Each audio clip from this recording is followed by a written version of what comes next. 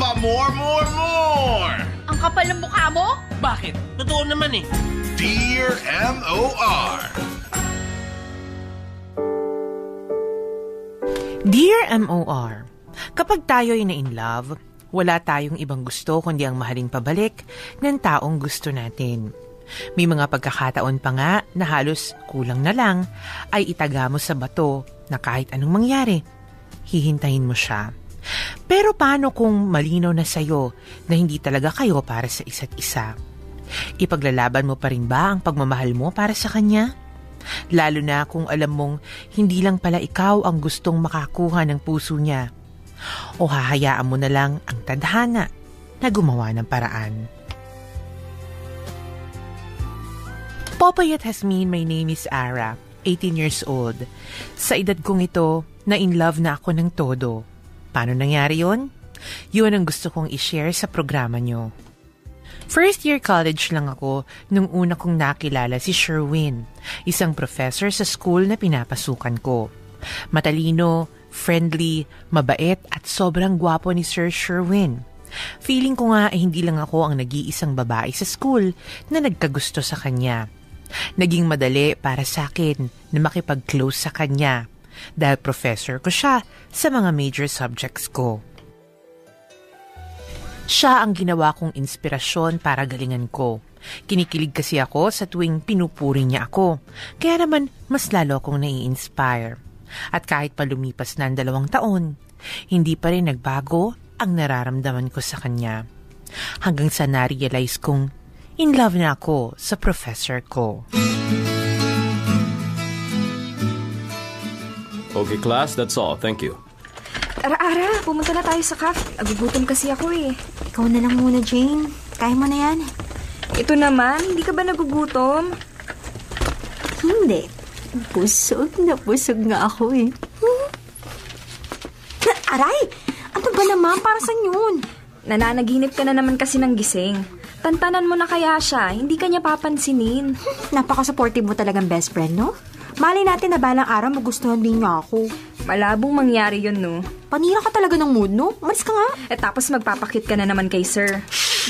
Huwag ka nga maingay dyan. Baka mamaya makarinig sa'yo na wala sa oras. Kung talagang may gusto ka sa kanya, sige nga, umamin ka sa kanya ngayon. Hindi pwede, no?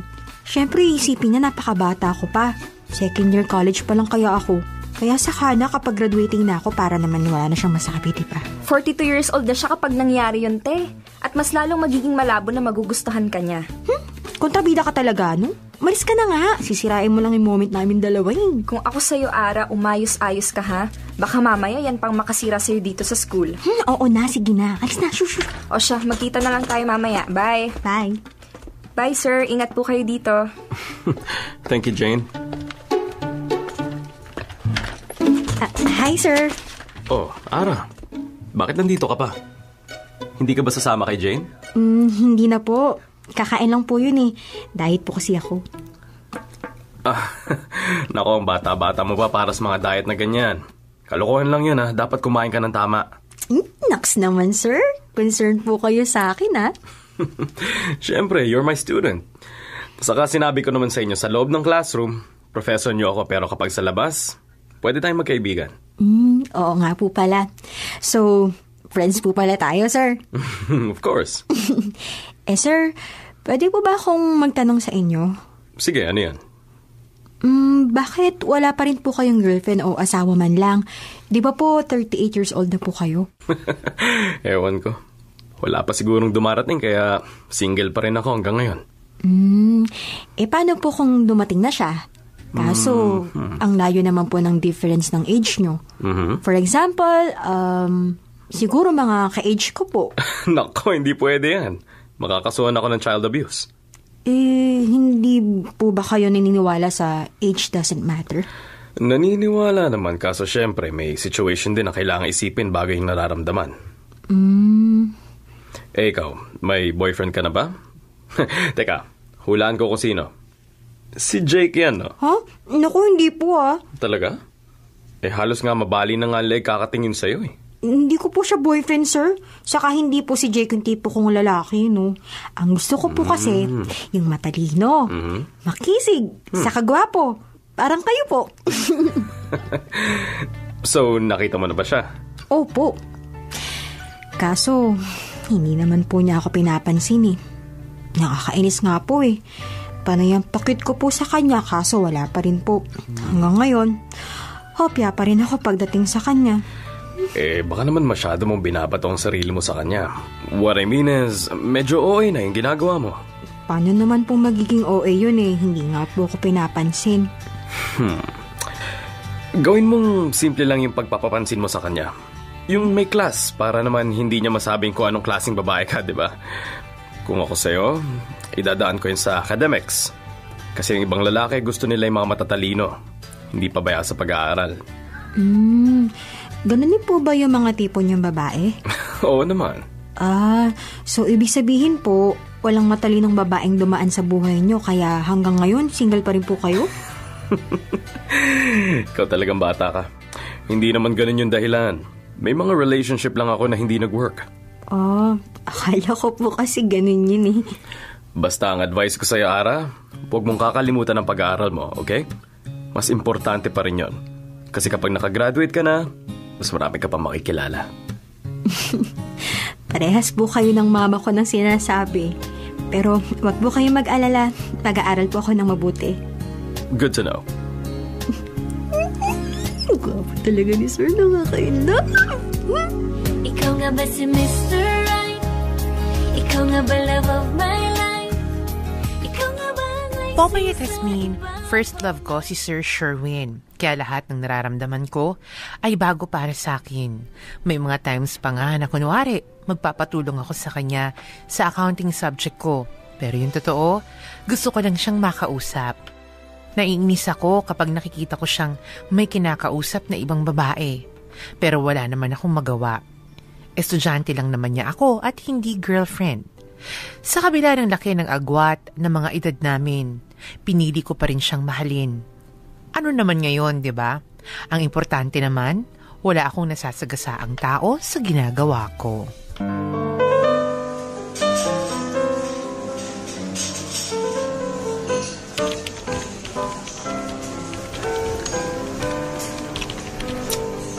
Uy, anong ginagawa mo? Nagre-research? Nang alin? May pinapagawa ba sa ating research paper? Wala. Nagre-research lang ako kung ano yung magandang regalo para sa lalaki. Para kanino naman? Ano ba naman, Jane? Kanino pa ba? Di para kay Sir Sherwin. Ikaw talaga? Ay sus, bakit mo naman siya bibigyan ng regalo ha? Kasi po, Teacher's Day next week. Kaya dapat may regalo ko sa kanya. So talagang si Sir lang ang bibigyan mo ng regalo? Oo naman. Ano ko? Santa Claus? Lahat ng teacher sa school bibigyan ko. Wala akong gano'ng kalaking pera. Nako, for sure. Makakahalata na yan sa'yo. Talaga? Ano mo naman nasabi? Hello? Panay kaya ang bigay mo sa kanya ng kung ano-ano? Naaalala mo ba nung first year tayo? Binigyan mo siya ng mango cake na ikaw mismong gumawa. Nagtaka nga yung mama mo nun eh. Kasi first time kang nangialam sa kusina nyo. Tapos kada birthday, Valentine's Day, Christmas, New Year, Labor Day, pati nga araw ng mga patay, hindi mo pinalampas na binigyan siya ng regalo eh. So thoughtful ako eh. Ano magagawa ko? Sus, thoughtful ka dyan. Hindi ka na nga kumakain ng maayos para lang maipon mo yung baon mo. Kasi binibilhan mo ng kung ano-ano si Sir. Bakit ba? May masama ba doon? Wala naman na. Meron. Diyos ko naman, Ara. Mahiya ka nga. Ikaw pa talagang nagbibigay ng kung ano-ano sa lalaki, ha? Pasalamat ka at sobrang bait ni Sir dahil kung hindi, ewan ko lang. For sure, iiyak-iyak ka ngayon kasi nilalayuan ka na niya. Hoy? Pero alam mo, Jane, para sa akin, walang masama doon. Alam mo kung bakit? Kasi never ko naman pinabayaan ng pag-aaral ko. Palagi namang matataas yung grades ko dahil yun kay Sir. Palagi akong inspired sa kanya. See? Ginagawa ko siyang inspirasyon. Fine. May point ka naman dyan. Pero Ara naman, bawas-bawasan mo nga yung obsession mo kay Sir. Hindi naman ako obsessed sa kanya. First love ko siya. Magkaiba yun, okay? First love ba talaga? Baka naman infatuation lang yan. Ano ka ba naman? Ang infatuation, madaling mawala yan, pero ang love, matagal. Sa tingin mo ba kung hindi to love, aabot ako ng halos 1 taon sa pagpapapansin sa kanya? 17 ka lang, Ara. Anong alam mo sa love?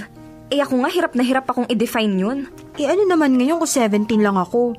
So you mean, yung mga matatanda lang ang may karapatan na makaramdam ng love? Uy, hindi ako papayag nun, no? Fine. Kahit anong sabihin mo, talo pa rin ako sa'yo. Hindi talaga ako mananalo sa mga tulad mong in love na in love. Hindi mo pa naman kasi nararanasan yung ganito. Ang alin? Yung mag-alas stalker sa Facebook? Magbigay ng kung ano-ano? Huwag na, no? Uy, hindi yun, Yung sa tuwing makikita mo siya, kumagaan yung loob mo. Kapag nakatingin na siya sa'yo, ang lakas na tibok ng puso mo. Tapos yung ngingitian ka lang niya, ay, grabe, nakakatunaw. Hindi ka makatulog sa gabi kasi palagi mo siyang naiisip kung ano ba yung ginagawa niya, kung kamusta na kaya siya. Tapos, alam mo yung feeling na parang lahat kaya mong gawin, maging masaya lang siya. Adik ka te, no? Kung siya lang naman kasi ang kakaadikan ko, why not, diba? Sana totoo na lang si Cupido. Tapos ano, papanain niya ang puso niyong dalawa. Ang corny mo, ha? Bakit ka ba ganyan? Wala ka man lang karuma-romantic bone sa katawan? Baka kapag ikaw na in love, mas grabe ka pa sa akin, Hindi, no? Sisiguraduhin ko na kapag ako na in love, doon ako sa mai-in love din sa akin. Well then, hindi mo mararanasan yung challenge sa love. Ang boring naman nun. Kaya ako, no matter what happens, si Sir Sherwin pa rin ang mamahalin ko. Maghihintay ako sa kanya. Laging may tanong sa isip ko, kung ako'y bagay ba sa'yo.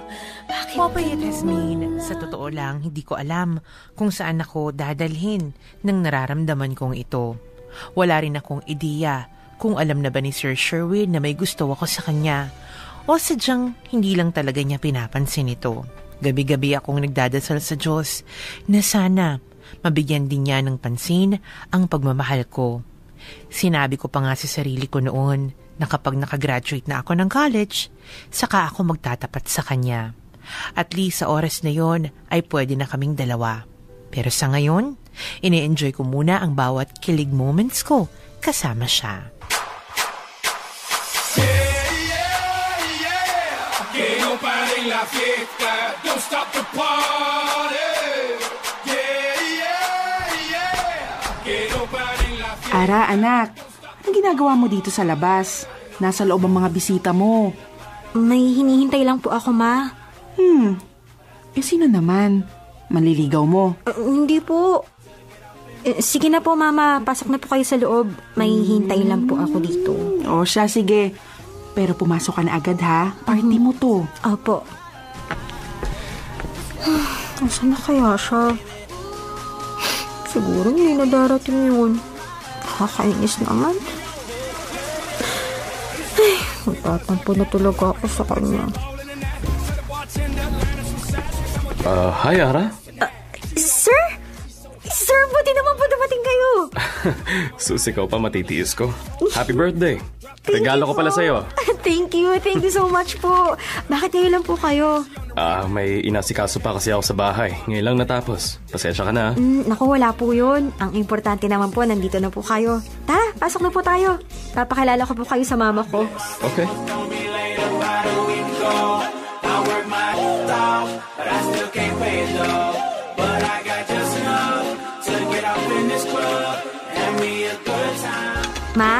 Mama! Uy, ano yun? Si Sir Sherwin po pala. Prof ko po sa major subjects ko. Sir, ang Mama Maricel ko po. Ay, good evening po, sir. Mabuti naman po at nakarating kayo sa dibo ni Ara. Naku, wala ho yun. Malapit naman po itong si Ara sa akin kaya hindi po makatanggi. Naku, sir, ay kumain po muna kayo. Oh, sure. Ay, sige na anak, ha. Ako nang bahala sa kanya at sikasuhin mo yung iba mong bisita. Sige po. Uy, Ara. Oh, Jane, ano? Nag-enjoy ka ba? Super! Best birthday ever. Anyway, si Sir Sherwin ba yung kasama ng mama mo? Di ba sabi ko naman sa'yo? Mapapapunta ko si Sir sa birthday ko? Malakas ako dun Pero hindi naman sa puso. Hoy ha, birthday ko to. Gusto mo ipabayad ko sa'yo lahat na kinain mo? Ito naman, joke ko lang. Pero in fairness ha, bagay sila ng mama mo. Ano? Tignan mo nga sila, maganda at gwapo. Magkasing edad pa. Huwag ka nga magsabi ng ganyan. Sinisira mo lang gabi ko Fine, sorry. Hindi sila pwede magkagustuhan, no? Ako lang ang dapat magustuhan ni Sir. Ako lang at wala ng iba.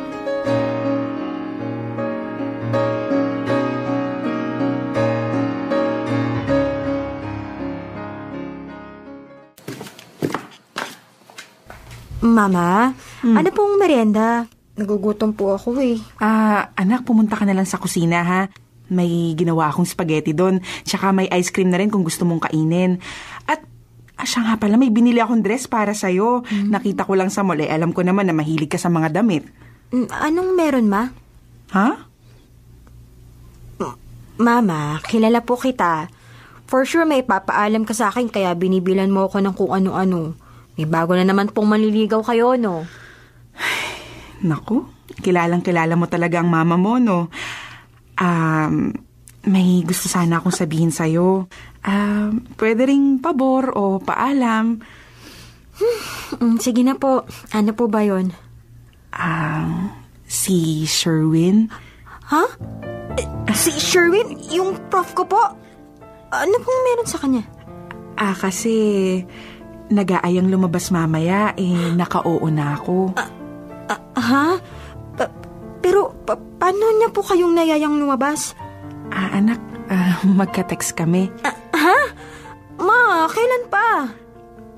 Pagkatapos ng dibo mo, ayun, nagkapalitan kami ng number kasi kinausap ko siya na tingnan-tingnan ka sa school. Baka mamaya kasi kung sino-sinong lalaki na yung umaaligid sa'yo eh. Mama naman hindi ka pwede maging close sa kanya. Ha? Bakit? Dinner lang naman to eh. Tsaka kasama ko naman ang tita Lina mo. Mga before 10 p.m. nandito na ako sa bahay. Promise yun, anak. No, ayoko. Bakit nga? Basta ayoko po. Hindi kayo bagay ni Sir Ma. Iba na lang. Huwag Bakit siya. nga? Huy, bakit nga? Wala naman siyang girlfriend at asawa. May maganda naman siyang trabaho at kasundo mo pa. Tsaka magkaibigan lang kami. Hindi naman siya nanliligaw Kahit na Ma, ayoko po. Ayoko. Popoy at Jasmine, paano ka lalaban sa isang sitwasyon kung alam mo na ang karibal mo sa kanya ay yung mismong taong malapit sa'yo? Paano ka rin ba aalma kung sa una pa lang, alam mo namang talo ka na? Pinaghalong inis at selos ang naramdaman ko nang mapansin kong nagkakalapit na sina Mama at Sherwin. Bakit ba kasi sa dinami-dami ng tao dito sa mundo, ang nanay ko pa ang naging karibal ko sa first love ko? Hindi ko alam kung ano ang dapat kong gawin, pero sigurado ako na kahit na anong mangyari, hindi ko isusuko ang pagmamahal ko kay Sir Sherwin. #Dear MOR Love Triangle.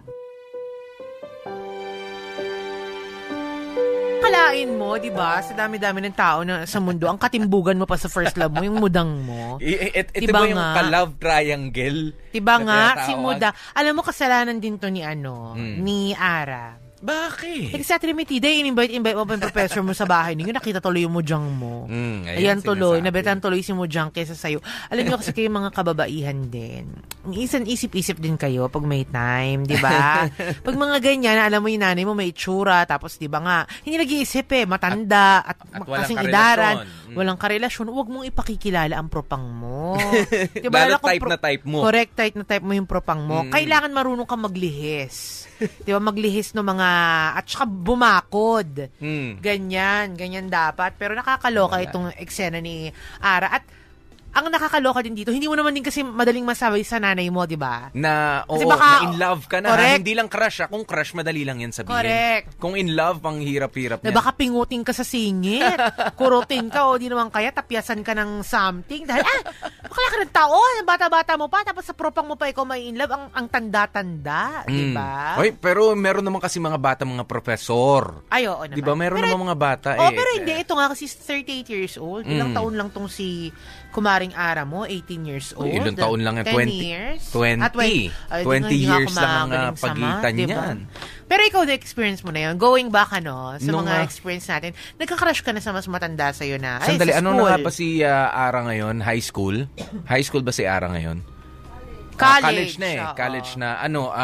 College ka. Kunyari, parang hindi ko pa raw pinaghandaan. Sinilip ko pa nga ulit sa Facebook eh. Ay, pinakita ko pa sa AP natin yung naging crush ko nung college na professor. Na naging crush din naman ng maraming mga kalalakihan sa amin. Si Ma'am Rexy. Ay, Ma'am Rexy. Ma'am Rexy, nasan to? Ayan, nakabukas pa siya. Amantilio. Ay, antara. Naging crush namin, pero hindi naman yun na in love. Hindi naman ako na in love na ganyan. Ma'am Rexy Amantilio, kung nakikinig ka ngayon, thank you so much. Developmental communication yata tinuro niya sa amin noon. Sa Ilang Trinity. taon siya noon?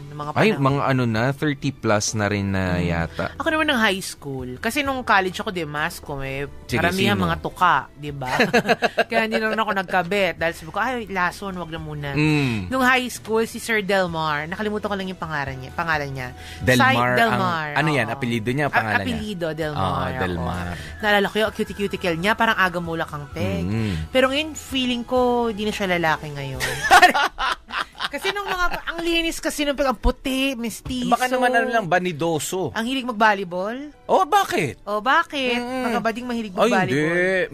Marami tapos na. Tapos kapag nag-i-spike, butterfly spike, ang peg. Syempre ganyan kami. Ako pa nga breaststroke ako kung mag-spike Ay, ganun ba yun? May breaststroke ba na spike? Kahit swimming? Swimming yun. Sabi mo kasi butterfly, ba't may butterfly sa swimming? May pa-butterfly na alam mo ba yung butterfly na spike? Paano? Yung dapat uhugis ka muna ng butterfly bago mo papaluin yung bola. Kalaw kasi butterfly, breaststroke, backstroke. Hindi, magaganon-ganon pa yung mga body. Hey! Ganon. Maraming orasyon. Parang bioman. Hey! Parang mask rider, black spike. Ganon. Correct, yung winawagay-way pa yung kamay. Ganon kasi siya nung high school ako. May orasyon yun, orasyon. Hindi pa naman ako magaling umamoy nun kung sino yung toka. So, kung saan man ngayon si Sir Delmar, nakalimutan ko na yung pangalan. Sir, kung napigilin niyo pong mag-iba ng landas, okay lang po yan, sir. Tanggap mo naman. Tanggap ko naman po. Sanay na rin po ako sa mga... Ilang beses na rin po ako na victim, kaya okay lang po. Banhid na po ako. Charing, etos. Pero yun nga, hindi. Ang sarap lang alalahanin, Popoy, no? Mga college days mo, meron kang mga... Crush na. Ikaw, crush mo yung si Ma'am Rexy dahil maganda. Oo, tsaka siya, beauty and brains kasi. Okay. Hindi siya kataasan, pero ang cute, tsaka ang galing mag-explain. Sana nakikinig siya ngayon. Ako naman, nagkaroon ako ng crush, pero hindi yung crush na, hindi naman kasi siya gwapo, pero talagang gusto ko yung intellect niya. Logic professor ko naman yun. Di ba ang hirap ng subject ng logic? Logic, mga piloso po yan. Correct, malaking check. Yung tipong paniniwalain ka na walang Panginoon. Oo. Mga ganun ng eksena. Tapos ipapa-explain sa'yo, akala mo, alam mo na yung subject mo, pinagpuyatan mo, tapos kapag tinanong ka, magmumukha ka pa rin tanga. Diba, pagka sumagot ka. Ang hindi ko talaga makalimutan dyan sa logic class, ginawa akong topic. Ay, bakit? Pagdebatihan daw ako. Hindi daw ako tao. Hala. Ganon. Sino nanalo sila? Hindi raw talaga. Oo nga. Maski ako nga rin napaniwala ko din sa sarili ko, baka hindi nga ako tao. Isa ko organism. Kasi ang sinabi nung professor, lahat ba ng tumutunog ay tao? Tumutunog ka lang nun, di ba? Pero, ungik lang, ampe. Pero hindi, alam mo, nakakaloko talaga yun, yung logic na subject. Pero anyway, ayun nga. Actually, alam mo, tong part na to, na nagkaka-crush tayo sa mga professors natin or mga teachers natin. Feeling ko natural lang yan. Correct. At saka hindi, it will add parang spice sa inyong college or high school life. At saka totoo, hindi naman din dangerous o hindi na kadelikado kung gagawin mong inspirasyon yun. Correct. Ang nakakatakot lang dyan, yung maging obsession mo na. Yung kung inspiration, okay lang. Alam ko ako, anlayo kasi nitong subject ko dito dun sa crush ko noon na professor. Anlayo niya dun sa sinusundan. Parang 9:00 ng umaga, tapos na yung klase ko, 1:30 pa ulit ng hapon. Pero, andun ako, tatambay na lang ako sa library namin. Tapos magre-review, mag-prepare halimbawa para makapasok dun sa 1:30. Pero kung hindi ako inspired na pumasok dun sa 1:30 class, ang haba-haba nun, wala na, umaalis na ako nun. At saka yung di ba yung mga tipong talagang paghahandaan mo ang subject ng teacher mong yun. Di ba? Yung tipong recitation pa lang, pero ang sagot mo na pang finals. Ang layo nung sagot sa tanong. Pabibo talaga. Pabibo, yung tipong nagtanong lang ng isang tanong pero ang sagot mo back to back, yellow paper ang peg. Di ba, sobrang pasikat mo, sa sobrang pabibobo, naasar na yung teacher sa'yo, nag-resign na, ikaw na nga magturo. Di ba? Masyado kang brainy, mga ganun. Okay lang, pero kapag kayo sumusunod-sunod, ikaw sumusunod-sunod ka na. Ay, hindi naman. Hindi, feeling ko kasi sa itsura mo, ikaw yung sumusunod, ikaw yung... Grabe ka naman. Parang nga nang-blackmail. Oy, grabe, hindi naman. Sir, pagka hindi ka sumabay sa amin ng lunch dahil break mo rin, sasabuyan kita ng asido. Hindi naman. At saka sabi mo sumusunod-sunod ako sa mga prof, hindi. Nakakapagod yun, ayoko maglakad. Kaya naman ako pagurin tsaka pawisin ako ng college. Prof, tulungan mo naman ako pagka hindi mo ko tinulungan sa subject natin, sa assignment natin bukas, paubugbog kita sa mga parat-parat sa labas. Mga prat-pratan. Parat. May parat akong kabarkada dyan. Paparat-tarat kita sa mga parat. Hindi, pag ako papansin lang, yun lang, yung brainy-brainihan lang ang peg. Talitalinuhan, aktiv-aktiban. Sir, alam mo yung ganyan, chika ang chika ang tsaka daw ng pagtuturo nyo. Ay? Sinisirat yung mga classmates. Parang teacher's pet ako, di ba? Charing nga, Chos. Di ba nga, teacher's pet. Charot. Anyway, mga kapamilya, this is a cute story na Popoy. Sa ngayon, cute pa siya. Oo, pero hindi ako nakyutan doon sa feeling ko magla-love triangle kasama si Mudang. Ang lakas maka-awkward niya na. Yeah, pero si Sir Sherwin ang nag-imbita naman, 'di ba? Para lumabas kay sa mama ni Ara. Ayan, ano nga kaya alam na natin kung anong pakiramdam ng isang Ara. Ayan, nandiyan tayo mga estudyante. Pero ano rin kaya ang pakiramdam ng isang nanay na inimbita ng kanyang professor ng anak niya At ano ang magiging reaction ni nanay pag nalaman niya ang first love pa ng anak niya ay yung kadate niya? Nako. Magbibigay kaya si nanay o pag-aagawan silang magmuda? Hala, ang gwapo naman itong si Sir Sherwin. Kaya nga nila dinescribe, sino bang kamukha? Ay, nako, kaya... Sherwin, ano ba? Gatchalian. Guwapopoy. Wow. Oh, may hawig kay Guwapopoy daw. Kapag naka-side view. Charot et Chos. Panay side view lang para lahat ay may talas.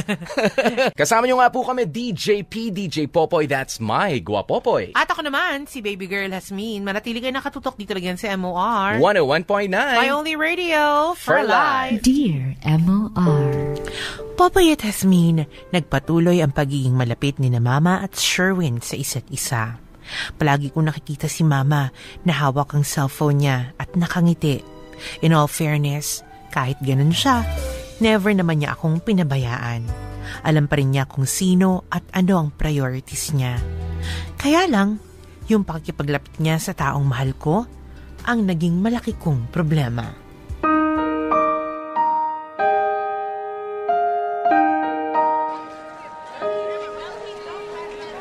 So, ibig mong sabihin, karibal mo ang mama mo kay sir? Parang ganun na Alam ba ng mama mo na may gusto ka kay sir? Siyempre hindi. Magagalit lang yun sa akin ano nang gagawin mo ngayon? Ano pa? Di pipigilan silang dalawa. Kilala ko si Mama. Kapag sinabi kong ayaw ko dun sa lalaking dinidate na, lalayuan yun.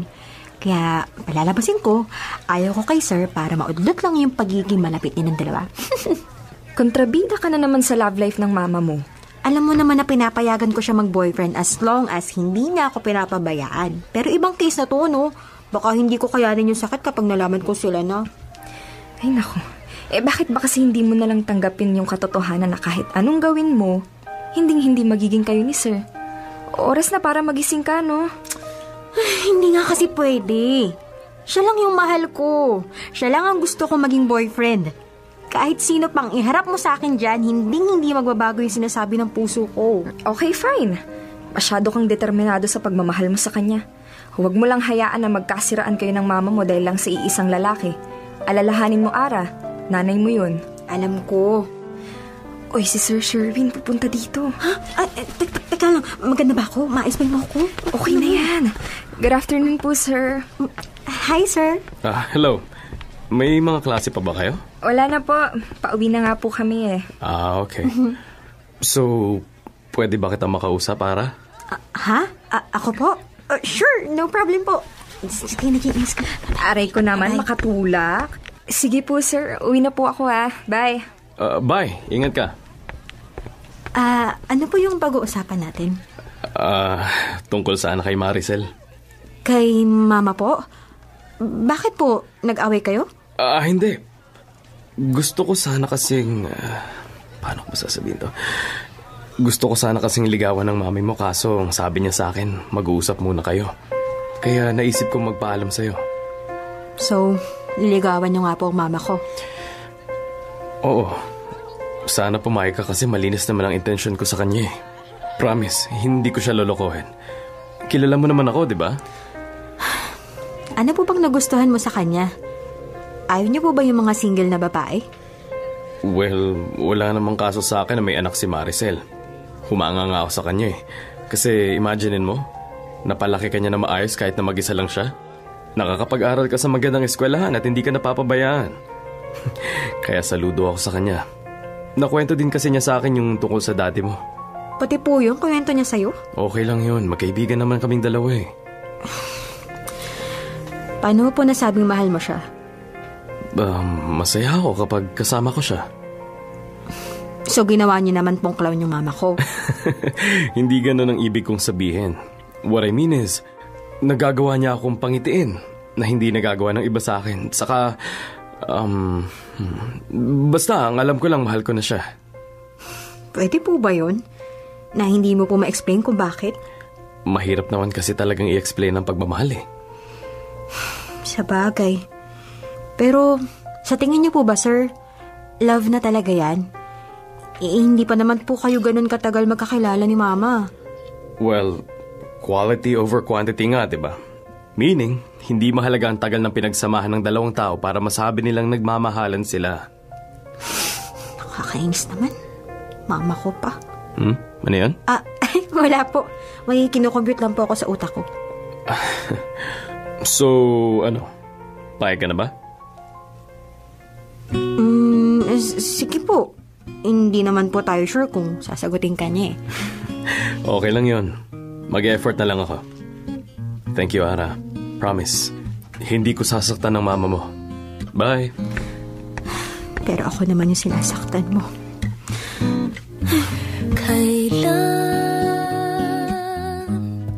Popoy at Jasmine, kahit ginawa ko ng lahat para mapunta sa akin ang atensyon ni Sherwin, talo pa rin ako kay mama. Nandyan yung palagi ko siyang binibigyan ng merienda. Simpleng regalo, pagpapa-impress sa klase, pero sa bandang huli, wala pa rin. Ewan ko ba? Naiinis ako sa sarili ko at sa kanya. Ano ba kasi ang nakita niya kay mama na hindi niya makita sa akin? Ako tong mas nauna niyang nakilala at nakasama. Ganun pala yung nangyari. Ano nangyari doon? Ganun lang. Nakakatawa nga, di ba? Ara. Ang aga mo naman umuwi. Hi, Ara. Good evening po, sir. Anong meron? Bakit ang dami kong pagkain? Ito. Dala ni Sherwin. Nasabi ko kasing mahilig ka sa pagkain kaya dinalhan ka niya. Wow! Parang ako'y nililigawan na. Syempre, kailangan ko munang ligawan yung anak para sagutin ako ng mami. Ikaw talaga, Sherwin. Punta lang po ako sa kusina.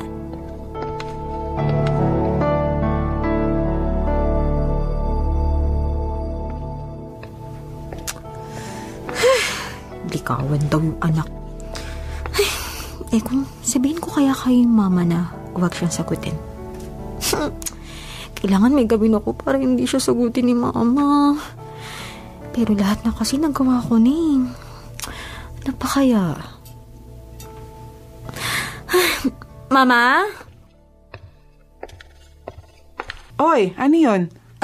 Ma, paabot po ako nung hindi ko po maabot eh. Sus ko naman. Pwede ka namang gumamit ng silya tinawag mo pa ako. Baka po kasi mahulog ako. Sige na po. Ayun po Okay, sandali lang.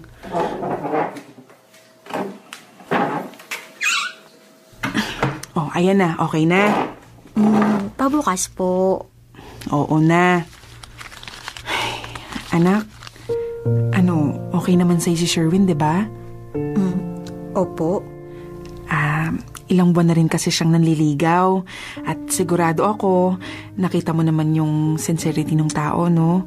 So, Nak, iniisip ko na sagutin na siya. Okay lang ba?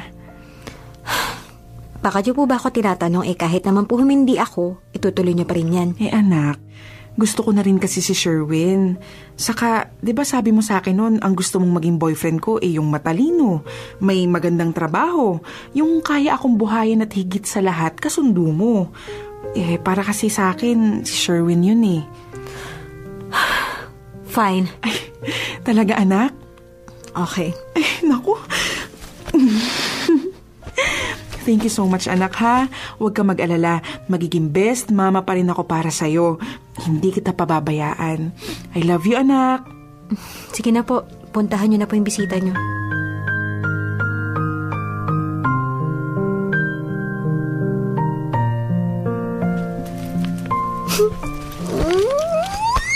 Nakakainis naman eh. Hindi pwedeng mangyari yun. Kailangan may gawin ako. Kailangan may gawin ako na hindi halata na may hidden agenda ako. Think. Isip. Wala na akong choice kundi gawin to.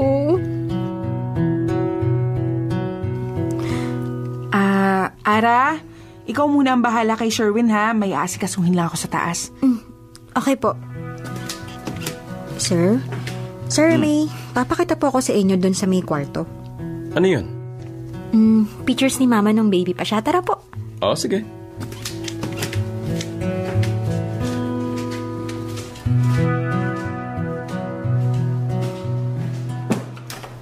Ang dilim naman. Nasaan yung switch ng ilaw? Ayan po, sir. Nasa tabi mo po. Okay, sandali lang. Anong ginagawa mo, Ara? Lumayo ka sa akin, baka makita tayo ng mama mo. Di hayaan mo makita niya tayo. Alam mo, sir, sa totoo lang, matagal na ako may nararamdaman sa'yo. Ano? Matagal na kitang mahal. At naiinis ako sa'yo kasi kahit anong gawin ko, hindi mo ako pinapansin. Kung ano-ano nang pinagagawa ko pero wala pa rin. At alam mo kung saan pa ako pinaka-naiinis? Na sa dinami-rami ng babaeng magugustuhan mo sa mama ko pa. Kaya wala akong choice kundi gawin to. Ara, stop this, please. No. Ako na lang, Sherwin. Ako na lang ang mahalin mo. Mahal ko si Maricel. At parang anak lang ang tingin ko sa'yo. Ano ba, Ara? Sinabi ko ng tama na! Bakit ba? Bakit ba kasi hindi na lang ako yung mahalin mo? Nandito naman ako, Matagal na kitang mahal. Ginawa ko na nga lahat para mapansin mo ako pero parati pa rin kulang. Tapos dumating lang siya. Dumating lang yung mama ko. Mas lalo mo na akong hindi nakita. Dahil hindi kita kayang mahalin. Ara, ayaw akong magalit sa'yo ng tuluyan. So please, itigil mo na to. Ara! Maricel, walang ibig sabihin to. Alam ko. Narinig ko ang lahat. Kung okay lang, Sherwin, hayaan mo muna kami mag-usap ni Ara. Sige.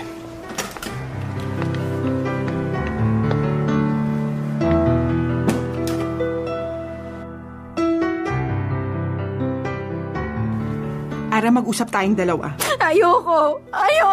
Umupo ka dyan ngayon na! Hindi! Gusto ko makita mo kung paano ako nasaktan sa mga pinaggagawa mo. Na dahil sa'yo, nagalit sa akin si Sherwin. At nang dahil sa'yo, kaya lalayuan niyo na ako ngayon. Mga agaw ka, mama! Mga agaw ka! Hindi kita pinalaki para bastusin ako, ha? At higit sa lahat, hindi kita pinalaki para ibaba mo ang sarili mo sa isang lalaki. Hindi ka man lang nahiya sa ginawa mo, ha? Di ba mama mo ako? Dapat sinabi mo sa akin ang nararamdaman mo. Bakit? Kapag sinabi ko ba sa'yo, may intindihan mo ba ako? Hindi naman, di ba? Lalayaan mo ba siya para sa akin?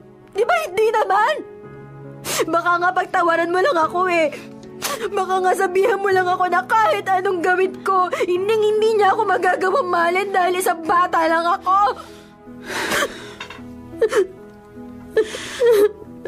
Kahit masakit, gagawin ko yun kasi anak kita Mas importante yung kaligayahan mo. Pero sa lahat ng nangyaring to, alam mo kung saan ako pinaka-nasaktan, ha? Ang tingin mo sa akin, isang karibal sa taong mahal mo. Tayong dalawa na nga lang dito sa mundo, magiging ganyan pa ang tingin mo sa akin? Hindi ako basta kung sino-sino lang, Ara. Nanay mo ko.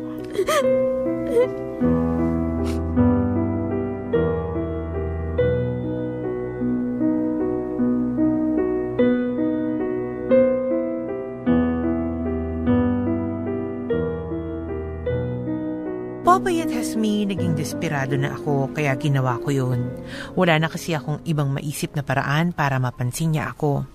Kaya lang, nang dahil sa paraan na yun, 3 tao ang nasaktan. Ako, si Sherwin at si Mama. Na-stuck kami sa isang love triangle situation. Isang sitwasyon na dapat ay tinanggap ko na lang.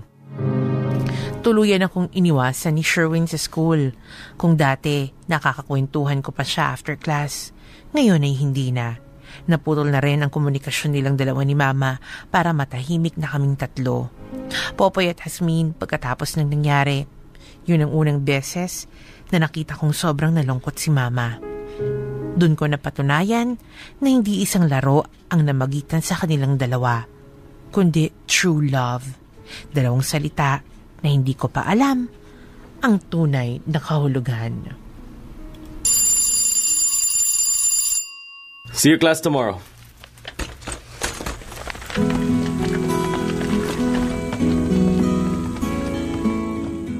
Pwede ko po ba kayong makausap? What's that, Miss Reyes? Yung tungkol po sa nangyari last time. Wala na yun. Nagkausap na kami ng mama mo na ititigil na namin kung ano man ang namamagitan sa aming dalawa. Para pare-parehas tayong matahimik. Pero sir... Thank you for ruining everything. Bye. Sir Sherwin! Sir Sherwin! Ara, mas maganda siguro kung hayaan mo munang magpalipas ng sama ng loob si Sir. Mabigat naman kasi talaga yung ginawa mo eh. Alam ko naman yun eh. At nagsisisi ako na sobra doon. Sana hindi ko na lang kasi ginawa yun eh. Nakita ko kasi nalungkot si Mama. Tapos ayan, galit pa sa akin si Sir. Isipin mo na lang na hindi ka rin naman nila matitiis. Ang mahalaga naman, alam mo kung ano yung pagkakamali mo para sa susunod, hindi mo na ulit gagawin yun. Sa pag-ibig pala, dapat hindi mo pinipilit na mahalin ka ng taong mahal mo. Kasi kapag pinilit mo, mas lalo lang siyang mawawala sa'yo eh. Mas lalo ka lang masasaktan. Napasobra ka lang. Nagkamali. Huwag mo nga lang uulit-ulitin kasi katangahan na yon. Hindi na pagkakamali. O ayan, napangiti na rin kita sa wakas. Ano kayang pwede kong gawin para makabawi sa kanila?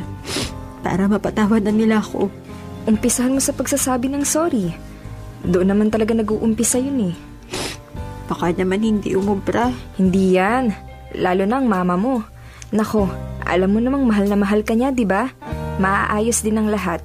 Believe me, mag-effort ka lang. Sige.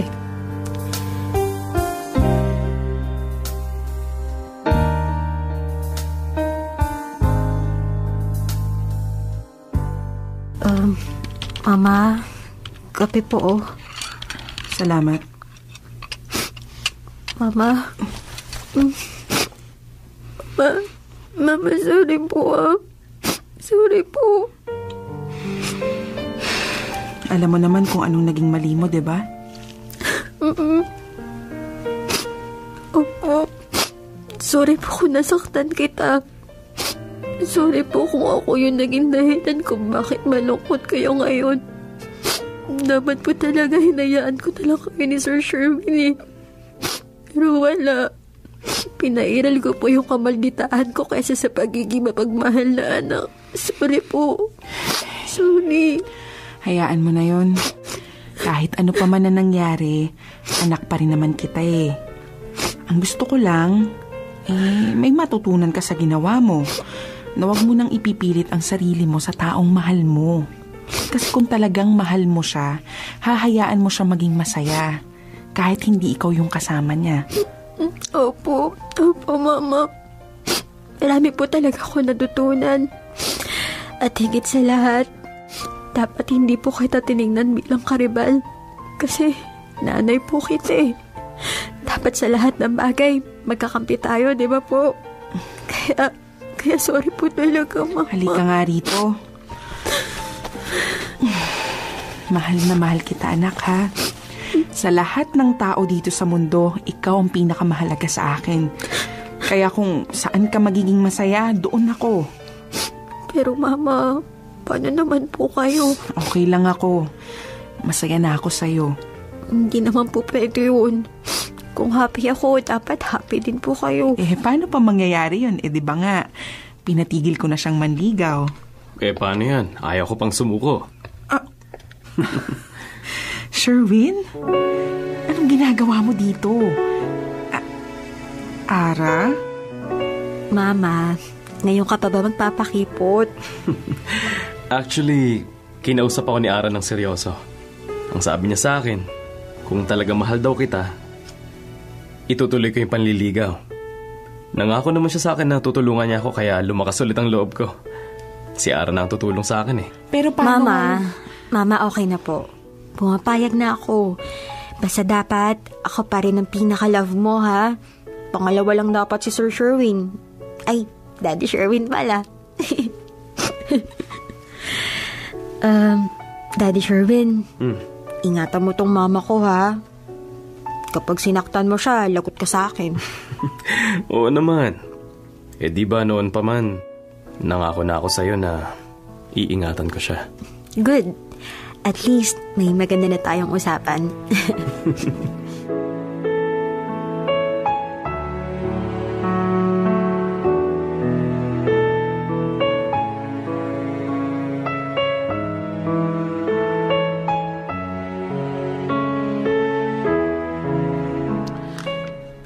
Minsan, ang pagsuko, hindi nangangahulugan na duwag ka.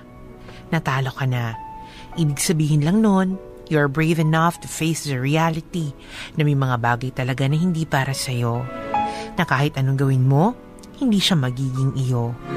Popoy at Jasmine, masasabi kong memorable ang first love experience ko. Marami akong natutunan na pwede kong gamitin sa susunod na magmamahal ako. Sa ngayon ay malapit na ako makagraduate ng college. And I have 2 good news. Una, may boyfriend na ako na sobrang mahal na mahal ko. Pangalawa, malapit ng ikasal sina Mama at may soon-to-be Daddy Sherwin. Kung iniisip nyo na may awkward feeling pa rin sa amin, believe me, wala na. Tinuring ako ni Daddy Sherwin na parang isang tunay na anak. Lahat ng nangyari, iniwan na namin sa nakaraan. Sa kabila ng mga nangyari, happy ending pa rin kaming tatlo. Thank you so much, Popoy at Jasmine, at pati na rin sa bumubuo ng Dear MOR sa pagpili ng aking liham. Sana magtagal pa kayo para mas marami pa kayong ma-inspire na listeners. May God bless you all and more power to your program. Lubos na nagpapasalamat. Ara. Dear MOR Love Triangle. Ay nako, ginulantang naman ako ni Ara. Akala ko talaga merong mangyayari. Merong mangyayari sa loob ng madilim na kwarto at sa mahabang pag-uusap na yun. Pero alam mo, believe talaga ako kung gaano ka-aggressive ang tao kapag talagang gusto niya ang isang bagay or ang isang tao, diba? Yeah. Ano yung sabi nga sa ni Balagtas? Hahamakin ng lahat. Masunod ka lamang. Yeah. Diba? Talaga naman ng mga kabataan ngayon, kakaiba na talaga, Popoy. Talagang they have their own ways of getting things, diba? Talaga naman. Pero alam mo... hindi lang naman mga kabataan actually. Kahit sino talaga na nagmamahal ng totoo. Correct. Pero mas aggressive ngayon. Ako naniniwala ako, mas aggressive ngayon ng mga kabataan, ha? Kasi ilang taon siya that time, And for college. for her to plan na ganyan, ha? Ibuyang-yang, ibigay na lang ang kanyang sarili. Diba? Ibang klase yun, ibang level yun. Halos nandun na. Diba? At talagang hinamak talaga niya, pati nanay niya. Diba? At sa loob pa ng pamamahay nila to nangyari. Correct. Si ate talaga, napaka-mapusok. Yun yung term. Mapusok. Hindi nag-iisip. Akala ko talaga kasi si Ara ay sabihin niyang, kasi tataka si Sir Sherwin bakit madilim dito sa kwarto? Can we turn on the light? Akala ko sasabihin ni Ara, wag na sir. You already turned me on. Pero alam mo, wait, may gusto akong attitude niya ni Ara. Yang ganyan niya. Yung Never say die. Yung she knows what she wants. What Ara wants, Ara gets. Pero sa ibang paraan sana, kung sana sa career yan, sa trabaho or sa pag-aaral, magandang attitude yan. At kung wala kang consciously masasagasaan tao. Correct. Malaking check. At hindi din naman sasakripisyo yung moralidad mo at yung value mo bilang babae at bilang tao. Diba? Pero dito nga sa klaseng to, yung moralidad niya, yung pagiging babae niya. Pagkababae niya. Oo, talagang at stake. Correct. Kaya sa mga kabataan na nakikinig ngayon, lalo na nga sa mga girls out there, di ba, hinay-hinay lang tayo, di ba, sa pagpapakita ng motibo. Okay lang naman. I mean, ako, I have nothing against girls, lalo na nga sa mga makabagong babae ngayon, na alam nila kung paano nila kukunin yung mga gusto nila. Lalo na nga kung may type silang lalaki. I have nothing against that. Yun nga lang, di ba, make sure na dignified pa din kayo. 'Di ba? Kahit na sabihin na nagpaparamdam or nagpapapansin kayo, pero may certain limit pa rin dapat. Na hindi dapat na isasaalang-alang yung dignity mo at saka yung value mo bilang babae. Kasi the more na masyado kang pamigay, the more na masyado mong binubuyang-yang, charing. Hindi, binubugaw yung sarili mo. Binubugaw yung sarili mo, the more na hindi ka ma-appreciate ng mga lalaki at the more na ang tingin nila sa'yo. Hindi ka pag-iingatan. Ganon. Diba? Kasi, so, be careful. Dapat tamang timpla lang, di ba? Huwag masyadong pahirap, huwag masyadong pa-hard to get. Tama. At huwag din naman masyadong pa-miss-giveaway. Correct, malaking check. Parang mga pre-one, pre-taste. Buy one, take get one. All, mga ganyan. At saka yun nga, at saka isa pang good point ng story ito, Popoy, no, is that i-enjoy nyo lang yung first love ninyo, yung young love na tinatawag natin. It's, para sa akin it's not something na sobrang dapat dibdibin ninyo o sobrang seryosohin ninyo. Kasi lahat ng una, dapat mo nang ini-enjoy. Dapat mo nang nilalasap. Langhap, sarap. Chicken joy. Charing hindi totoo yan. Dapat mo nang nilalasap mo muna yan. Di ba parang pagkain ko, pag first time mo natikman ng pagkain, lunok ba agad? Ay, syempre, namnamin. Nahanam-namin mo ng bongka kasi hindi mo alam baka yun na yung last na pagkain mo. Nguya na nguya. Oo nga. Di ba parang mas malasahan mo? Kaya, when you fall in love the first time, wag agad ang wag madaliin. Correct, yung agad-agad gusto yung jowa agad-agad. Hindi, i-enjoy ninyo yung stage na in love kayo, i-enjoy niyo yung stage na nagpapabebe kayo, nagpapapansin kayo. Kasi hindi din natin alam kapag matanda ka na, sa totoo lang pag matanda ka na, ang awkward ng gawin yan. Yan, magpabebe. Magpaligaw na matagal? Okay mga pa rin ganon, naman isa pa yun. Hindi din edad na yan. Yung tipo mga 70 ka na, pa-hard to get ka pa din. Okay pa yan. Isang aray na lang di pumipirma. Okay pa rin yan. Ando na yung isang paa mo nasa syoboong na. Okay lang, may discount naman. I-enjoy nyo mga discount. Halika tayo manood ng sine. Lunis 20%. Oo, sayang. Halika't libre yung parking natin sa mall na yun. Yung mga ganyan. Totoo pala yun, libre parking. Meron. Hindi ko naabutin. Pero hindi nga, di ba? Ayun ang advice ko sa inyo because that's something na ako personal ko tong sinasabi, that's something na hindi ko na-enjoy bilang teenager. Nung aking first love, yan, yung mga young love. Dahil hindi ka naligawan. Hindi ka naligawan Pero na-in love. Pero na-in love ka naman. Meron naman. Na-experience ko yan, magpapapansin ka. Na-experience ko yung gusto mo talagang, sabi ko nga tumutungtong pa ako ng silya. Nakakatungtong pa ako ng silya. Masulyapan ko lang yung crush ko. At wag ka nag-aral pa ako mag-rollerblades nun. Kahit na-flat yung gulong ng rollerblades. Diba? Oo, para lang talagang makaride ako at makapagpapansin doon sa bet ko. At masabi mo na yung interest mo ay interest ko rin. At meron pa nga akong isang, talagang hindi ko ito makalimutan, Popoy. Kasi yung crush ko, ayaw ko ng pangalanan kasi kilala siya naman. Hindi, tsaka nakakahiya rin para sa kanya. Baka masira ang kinabukasan niya. Kasi may pamilya na kasi yun. Tsaka nakikinig din yung pamilya niya. Noong mga panahong yun, mga parang 16, 17 years old. At ikaw? Mga 8 years old. 8 years old? Oo, 8, 9, gano'n ako. Karamdam ka na nun, Sa probinsya kasi yun, player ng basketball, liga ng basketball ng isang barangay. So, ako naman, sinusundan ko lagi yung mga laro nila. O, sa ganitong barangay, may laro sila. Pak! apply ang lola mo doon. Chick! Yan, yung tipo nga, kagigising ko pa lang, diretso na ako agad sa barangay na yon. Ang suot ko naka-nighties. Ba't bagets pa eh? Nighties as naka-shorts. Puruntong shorts pa yung panloob ko noon. Okay. Sinusundan ko kung halimbawa nandito sila sa kabilang court, tapos tatakbo na naman sa kabila, takbo-takbo din ang lola mo. Yung court, elevated. Kasi paano? sa gitna ng bukid yung court eh. Paano? Elevated siya, siguro mga ilang feet yun. Nakakaakyat ka ba? Nakaakyat ako, may hagdanan. Mga ilang feet yun, Popoy. Siguro mga 5 feet. Oo, mga ganun ang elevation niya. Yung mula sa palayan. Correct, oo. Nandun ako sa likod, sa pinakalikod yung mga bleachers. Siyempre, ayoko magpahalata. Ang laki ko kaya. Baka makita ako, nagtatago-tago ako. Super cheer ako. Go Alan. Alan ang pangalan. Go Alan. Pero ayaw mong banggitin yung pangalan. Dami namang Alan sa mundo. Go Alan. Tapos pupunta naman sa kabilang court. Takbo-takbo din ako. Ang ending, nahulog ako dun sa basketball court. Nahulog ako sa talahiban ng mga kalakalabaw. Pagkahulog ko, nakabukangkang talaga ako. Nabutas yung puruntong ko. Ang ending, lahat ng tao nakatingin sa akin. Sa loka ko, si Alan nakatingin sa akin. Buti na, maputi pa yung singit ko. Chareng. Yun talaga hindi ko maano. Sa ngalan ng pagpapapansin talaga. Yan, nagkandahulog-hulog. Nagkandahulog-hulog. At talagang napansin mo, wala ka sa tamang lugar. Tama. Noong panahon na yun. Kasi nasa lugar ka ng mga kalabaw. Diba nga, mali ako doon. Maling-mali. You do not belong, sabi ng mga kalabaw. Doon sa kabila. Ang talaga naging conscious ako doon, Popoy, alam mo kung ano. Pero syempre kasi 8-9 years old, medyo conscious ka na rin pag may crush ka. Diba? Hindi ako conscious doon sa natamo kong injury. Tsaka mga sugat, alam mo kung ano yung conscious ako doon. Saan? Kasi nga, diba, napiglas nga yung shirt ko. Bumuka. Nakita yung pantitay ko, ang nakalagay, Saturday, Monday na. Ang burda, Saturday pa lang. Baka inisip, hindi ako nagpapalit. Ay, wag Hiya talaga ako. Wag ka raw mag-alala kasi yung hair clip mo raw na ginamit. Monday naman. At least, doon man lang bumawi. Mas kita naman yung hair clip. Correct. Pero nakatingin sa pantitay eh.